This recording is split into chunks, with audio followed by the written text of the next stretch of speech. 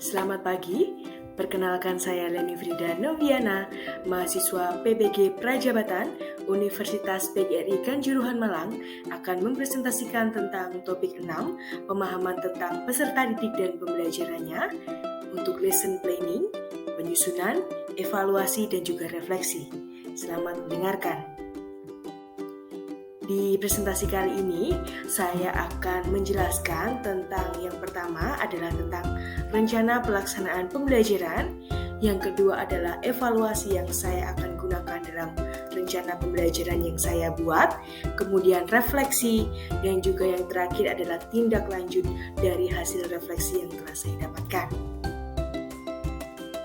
Identitas rencana pelaksanaan pembelajaran. Identitas rencana pelaksanaan pembelajaran yang saya buat untuk kelas 5, semester 1, tema 5, ekosistem, subtema 1, komponen ekosistem, pada pembelajaran kedua. Alokasi waktu yang dibutuhkan adalah 7 DP atau 7 dikali 35 menit. Untuk pendekatan pembelajaran yang saya gunakan, saya menggunakan pendekatan saintifik, strategi discovery learning, kemudian menggunakan metode penugasan, pengamatan, tanya jawab, diskusi, dan juga ceramah. Untuk materi pokok, terdapat 3 materi pokok. Yang pertama adalah bahasa Indonesia yang berisi tentang teks bacaan non-fiksi tentang jenis-jenis hewan.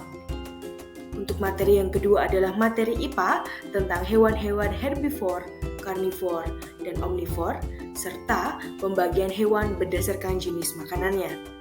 Untuk materi yang keempat adalah materi SPDB tentang perbedaan tangga nada mayor dan juga minor.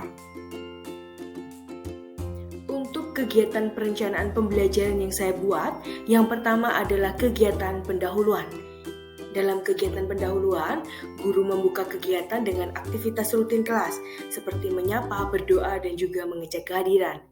Kemudian, guru menyiapkan peserta didik secara psikis dan juga fisik untuk mengikuti pembelajaran dengan semangat dengan melakukan ice breaking. Yang kemudian, guru memberikan apresiasi kepada peserta didik dengan bertanya, "Pernahkah kalian memperhatikan kolam kecil yang ada di depan kelas kalian? Apa saja makhluk hidup yang ada di sekitar kolam tersebut?" Lalu, guru menyampaikan tujuan serta manfaat pembelajaran yang akan dilaksanakan.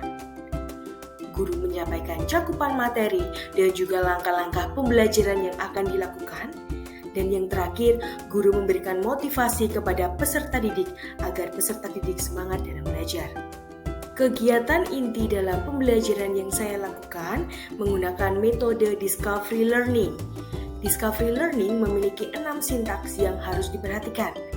Yang pertama adalah stimulation atau pemberian rangsang, yang kedua adalah problem statement atau pernyataan dan identifikasi masalah, yang ketiga adalah data collection atau pengumpulan data, yang keempat adalah data processing atau pengolahan data, yang kelima adalah verification atau pembuktian, dan yang terakhir adalah generalization atau menarik kesimpulan. Berikut ini merupakan langkah-langkah kegiatan inti yang telah disesuaikan dengan sintaks discovery pada pelajaran bahasa Indonesia.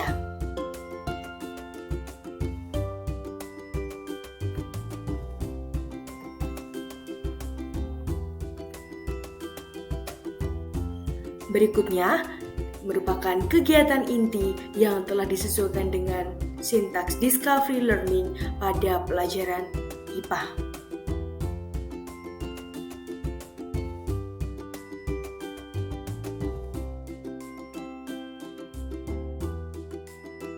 Dan berikut ini merupakan kegiatan inti yang telah disesuaikan dengan sintaks pembelajaran discovery learning pada mata pelajaran seni budaya.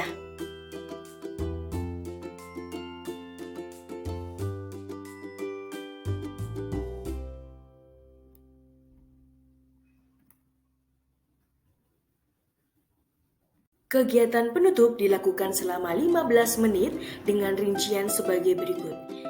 Yang pertama, guru memberikan bimbingan dan penguatan terkait dengan kesimpulan yang disampaikan oleh peserta didik. Guru memberikan penghargaan kepada kelompok yang berkinerja baik. Peserta didik bersama guru melakukan refleksi pembelajaran yang telah berlangsung. guru melakukan tindak lanjut terkait aktivitas pembelajaran pada pertemuan selanjutnya. Guru memberikan pesan moral kepada peserta didik agar selalu bersyukur dan saling menghargai satu sama lain. Kemudian kegiatan pembelajaran diakhiri dengan doa bersama dipimpin oleh seorang peserta didik. Setelah saya menjelaskan tentang langkah-langkah pembelajaran yang ada pada rencana pembelajaran yang saya buat, sekarang saya akan menjelaskan tentang evaluasi atau alat evaluasi yang akan saya gunakan dalam pembelajaran yang telah saya lakukan. Di sini ada 3 penilaian yang saya lakukan. Yang pertama adalah penilaian afektif, penilaian kognitif, dan juga penilaian psikomotorik. Untuk penilaian afektif menggunakan rubrik penilaian sikap. Kemudian untuk penilaian kognitif dinilai dengan menggunakan lembar kerja evaluasi dengan menggunakan tes tulis. Kemudian yang terakhir untuk penilaian psikomotorik dilakukan dengan rubrik penilaian unjuk kerja dan juga unjuk karya. Berikut ini merupakan hasil refleksi yang saya dapatkan berdasarkan pengamatan guru pamong dan juga rekan sejawat ketika saya melakukan pembelajaran di kelas. Yang pertama, media pembelajaran berupa papan hewan yang digunakan sangat menarik, sehingga peserta didik antusias untuk mengerjakan tugas yang diberikan oleh guru. Selain itu, guru juga memberikan media pembelajaran lain berupa video pembelajaran dan juga LKPD yang menarik, sehingga peserta didik dapat terus berkonsentrasi dalam pembelajaran. Yang kedua, peserta didik kondusif dan komunikatif. Saat mengajar, saya memulai pembelajaran di pagi hari, sehingga kondisi peserta didik yang masih bersemangat untuk mengikuti pembelajaran, mereka masih aktif menjawab pertanyaan dan juga menyampaikan pendapatnya.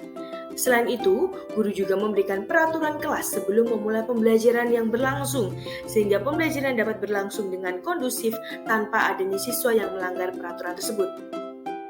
Yang ketiga, dalam pembelajaran yang dilaksanakan, guru memberikan apresiasi kepada setiap kelompok dan juga peserta didik yang memiliki pekerjaan paling baik, sehingga peserta didik bersemangat dalam berkelompok dan mengerjakan tugasnya. Di sini saya memberikan apresiasi berupa kertas yang bertuliskan juara-juara yang nantinya akan ditempel pada hasil karya mereka. Mereka bersemangat untuk bersaing dan mengerjakan tugas sebaik-baiknya agar mereka mendapatkan kertas juara tersebut. Kemudian yang keempat, pembelajaran yang dilaksanakan sudah memfasilitasi peserta didik untuk mampu berpikir hots dan juga penerapan pembelajaran terpusat pada peserta didik. Yang kelima, peserta didik yang mengalami kesulitan dan belum memahami materi mendapatkan perlakuan khusus. Dalam pembelajaran yang saya lakukan, ada beberapa peserta didik yang memerlukan penjelasan berulang mengenai materi ataupun instruksi soal dalam LKPD. Nah, setelah saya dampingi dan dicek berulang, peserta didik tersebut dapat menyelesaikan LKPD sesuai dengan instruksi yang diberikan. Kemudian yang terakhir adalah walau pembelajaran yang dilangsungkan sangat menyenangkan, namun saya sebagai pengajar masih perlu memperhatikan waktu pembelajaran.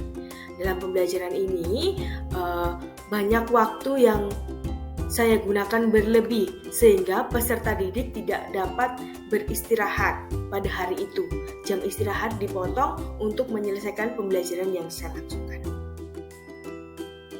Berikutnya adalah rencana tindak lanjut. Rencana tindak lanjut ini untuk menindaklanjuti hasil refleksi yang telah saya dapatkan pada pembelajaran yang telah saya lakukan. Yang pertama, saya akan memilih media pembelajaran yang sesuai dengan kebutuhan, minat, serta profil belajar peserta didik agar semua kebutuhan belajar peserta didik dapat terakomodasi dengan baik.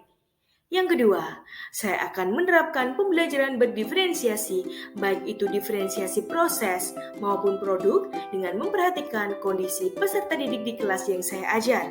Akan tetapi, untuk melakukan hal ini, saya perlu melakukan observasi dan asesmen diagnostik terlebih dahulu agar mendapatkan informasi tentang gaya belajar peserta didik dengan tepat. Kemudian, saya akan menerapkan pembelajaran yang menarik serta tidak membosankan untuk peserta didik, sehingga dalam pembelajaran, peserta didik akan tetap fokus untuk belajar. Yang keempat, saya akan memberikan lebih perhatian kepada peserta didik yang belum memahami materi dengan memberikan bimbingan secara personal dan juga memberikan tutor sebaya kepada mereka. Kemudian yang terakhir, saya akan lebih memperhatikan soal waktu mengajar. Dalam kegiatan pembelajaran, saya akan memberikan batasan-batasan waktu sehingga pembelajaran yang dilaksanakan dapat selesai sesuai waktu yang telah ditentukan. Berikut ini saya tampilkan dokumentasi pembelajaran pada kelas 5 di SDN Tanjung Rejo 2, Kota Malang. Sekian hasil presentasi dari saya. Jika ada salah kata, saya mohon maaf. Sekian, terima kasih.